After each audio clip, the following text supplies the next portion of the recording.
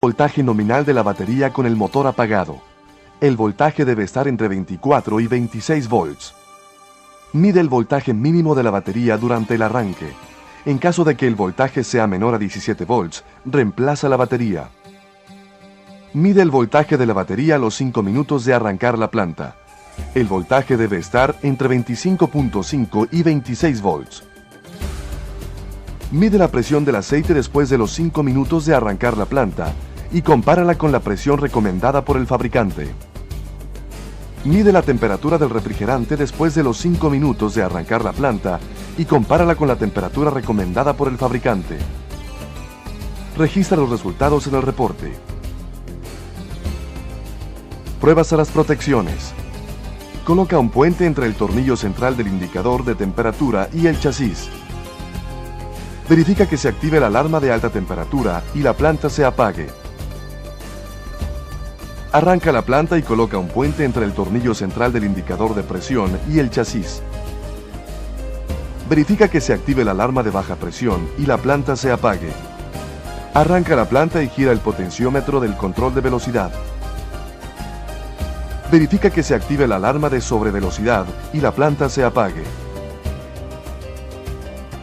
Desconecta la válvula solenoide de combustible y arranca la planta. Verifica que se active la alarma de falla de arranque y la planta se apague. Registra los resultados en el reporte. Pruebas en vacío.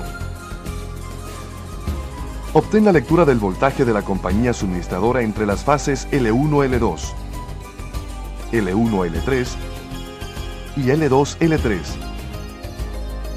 Toma la lectura de los voltajes de generación entre las fases L1-L2, L1-L3 y L2-L3.